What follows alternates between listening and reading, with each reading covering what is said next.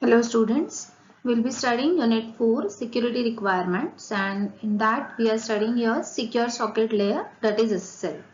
So in the previous video we have studied about Introduction to SSL and then what is the meaning of cipher suite and what all services are provided by SSL and which all algorithms are supported by SSL. Now we are going to study about SSL protocols in this video. So the security services which are provided by SSL are entity authentication, confidentiality and integrity. So SSL accomplish these tasks by using these four protocols, and the protocols are defined in two layers. So as it is shown here, the two layers of protocol. So according to our TCP/IP protocol suite, we first have the application layer, then comes SSL, and then the transport layer. So SSL is also having four protocols which are arranged in two layers. So first we have a handshake protocol, change cipher specification protocol and alert protocol which are arranged in layer 1, and below that we have a record protocol. So this record protocol is the carrier, and it actually carries the messages from top three protocols and as well as the data which is coming from the application layer. And then the messages from the record protocol are the payloads to the transport layer and normally to the TCP. And the handshake protocol provides the security parameter for the record protocol, and it establishes the cipher set and provide the keys and security parameters. Then this also authenticates the server to the client and client to the server if it is required. Now we will discuss all these four protocols. So first we have a handshake protocol. The handshake protocol uses the messages to negotiate the cipher suite, to authenticate server to the client and client to the server if it is required, and to exchange the information for building the cryptographic secret. So the handshaking is done by using the four phases as shown here. So phase 1 is establishing a security capabilities between client and server. Phase 2 is server authentication and key exchange. Phase 3 is client authentication and key exchange. And phase 4 is finalizing the handshake protocol. So we are going to see these four phases in detail. So phase 1 is establishing the security capabilities. In this phase 1, the client and the server announce their security capabilities and choose those that are convenient for both of them. So in this phase, session ID is established and the cipher suite is selected. Then both the parties agreed upon a particular compression method if the compression is required. And finally, the two random numbers are selected, one by client and one by the server. And these random numbers are used for creating a master secret as we have seen in the previous video. And here in establishing security capabilities, both of them are announcing their own security capabilities. For example, suppose client is announcing that I am supporting DES and IDEA algorithm, AES algorithm, whereas a server is announcing that I can support only DES and AES algorithm. So they have to negotiate the cipher suite based on the common security capabilities which they are announcing. So basically the two messages are exchanged here between client and server. So in phase 1, the two messages which are exchanged are client hello and server hello message. So client is sending a client hello message to server and server is sending server hello message to client. Now let us understand these two messages in detail. So client sends a client hello message and it contains the version number, that is the highest SSL version number that the client can support. Then a 32 byte of random number which is selected by the client, that will be used for creating the master secret. Then the session ID that defines the session, cipher suit that define the list of algorithm that the client can support. Then the list of compression method that client can support. So here in this client hello message, client has announced his own security capabilities that I can support this version. This is my random number, session ID, cipher suit protocols which the client can support, the different compression methods which client can support. So these are the contents of client hello message. Then comes the server hello message. So the server responds to the client with the server hello message, and it contains the SSL version number. Now this version number is the lower of the two version number, and the highest supported by client and the highest supported by the server. So for example, client supports SSL version 3, whereas server supports suppose version 3 and 4 both. So server will select version number 3 and it will announce that. So that is the highest which is supported by both of them. Then the next one is a 32 byte random number. So it is the server's random number which is selected by server, and it is used for generation of master secret. Then the session ID that defines that session, and then the selected cipher set from the client list. So see the fourth message which is there in the client hello is cipher suit. So server will use the cipher suit which is declared or announced by the client, and then from that it will check for the common security capabilities, and then server will select the cipher set which will be then sent to the client. And then the selected compression method. So in the last message of client hello, compression methods are announced by the client which are supported by client. Out of those compression methods, server will select the one which is supported by server also. So the common compression method is selected, and then that selected compression method is sent to the client back.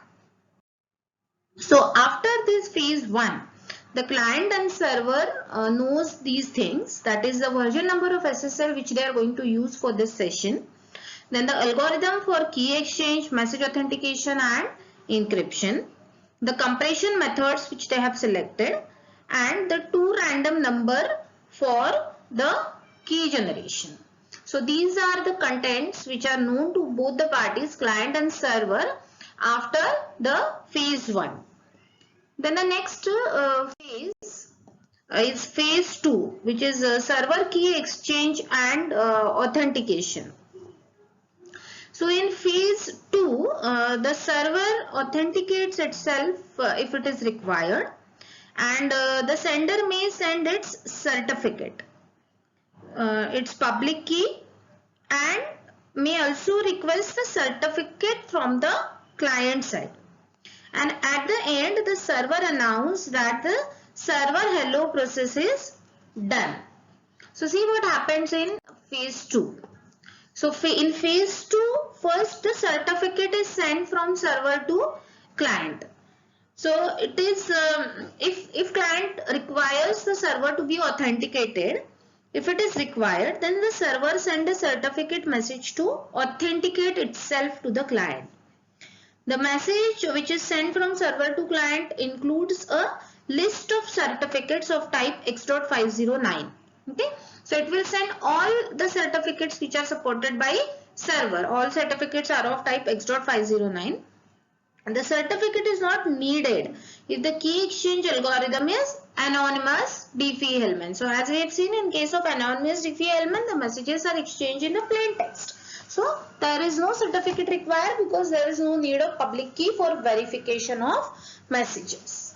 Then the next message is server key exchange. So after the certificate message, the server sends a secret key exchange message.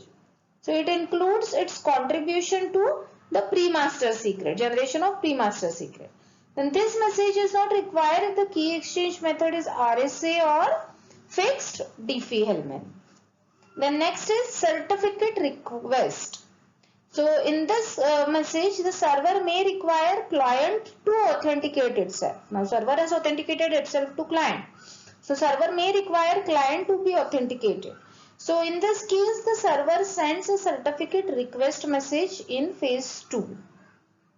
So this message asks for certificate in phase 3 from the client. So the server cannot request a certificate from the client if it is using a anonymous Diffie element, because in that case it is not required. Then the last one is the server hello done. So last message in phase 2 is a server hello done message, which is a signal to the client that phase 2 is now over and the client need to start phase 3. So these are the details of all the 4 messages. So after the phase 2, the server is authenticated to the client, and the client knows the public key of the server if it is required. So the next phase is phase 3, which is client key exchange and authentication. So phase 3 is designed to authenticate the client. So up to the 3 messages can be sent from client to the server, which are shown here. So the first message which is going from client to server is certificate, which contains chain of certificates. Then client key exchange, which consists of client's public key, and then certificate verify, which contains hash codes to prove the certificate. So let us understand the details of these 3 messages.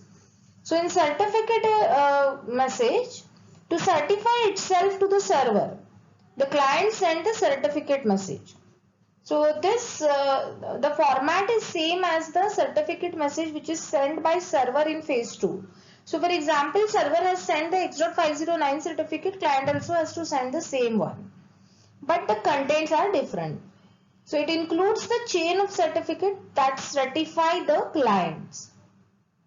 So this message is sent only if the server has requested the certificates in phase 2. And if there is a request and the client has no certificate to send, it sends an alert message.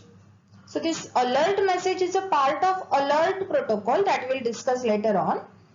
And this alert message is having a warning that there is no certificate and the server may continue with the session or it may decide to abort the session. Then the next message is client key exchange message. So after sending the certificate message, the client send a client key exchange message, which includes its contribution to pre-master secret. So the contents of this message are based on key exchange algorithm which is used.